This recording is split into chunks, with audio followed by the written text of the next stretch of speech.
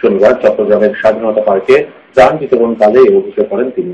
BNP ক্ষমতায় এলে 2টি পদ্মা সেতু নির্মাণ করার কথা আবারও বলেন বেগম জিয়া।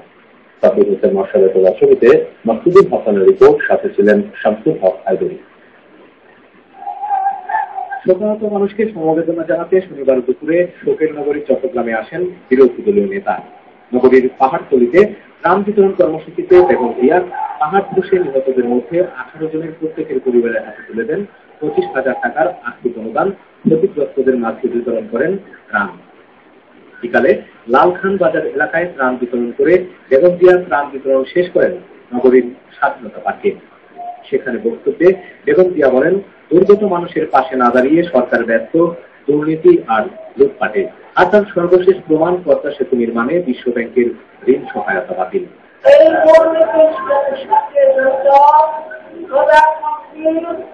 এবং তার পরিবারের সদস্যরা এই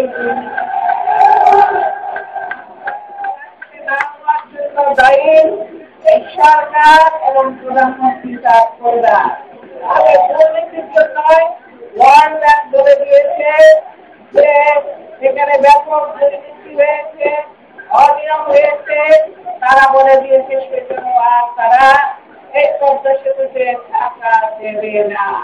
আর ওয়ার্ল্ড ব্যাংক টাকা না দিলে এই পদ্মা সেতু তৈরি করা সম্ভব নয়। বর্তমান সরকারের আমলে পদ্মা সেতু আর হবে না। বেগম জিয়া বলেন, এই সরকার সর্বক্ষেত্রে ব্যর্থ, অযোগ্য সরকার। সরকারকে বয়কট করার জন্য জনগণের প্রতি আহ্বান জানান বিএনপি চেয়ারপারসন।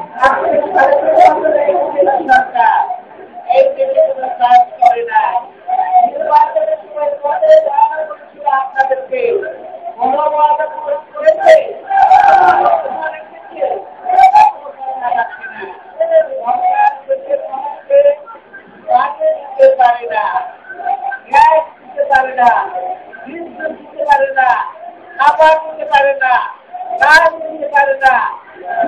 নিরাপত্তা দিতে পারে না।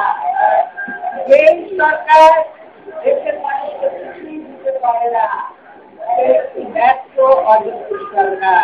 তত্ত্বাবধায়ক সরকার ব্যবস্থা পুনর্বহাল করতে সরকারকে বাধ্য করা হবে হুঁশিয়ারি দিয়ে বেগম জিয়া বলেন, আগামী দিনে দেশের সমৃদ্ধি ও উন্নয়নে নেতৃত্ব দেবে বিএনপি। ক্ষমতায় গেলে দূর করা হবে চট্টগ্রামবাসীর দুর্ভোগ। যেমন জনগণের পাশে রয়েছে বিএনপি, তেমনি আগামী দিনেও জনগণ বিএনপির পাশে থাকবে এই আশা করে বেগম জিয়া এই অঞ্চলের মানুষের প্রতি আহ্বান জানান। এদের পর যে আন্দোলন কর্মসূচি ঘোষণা করা হবে তাতে যোগ দেবে এই অঞ্চলের জনগণ।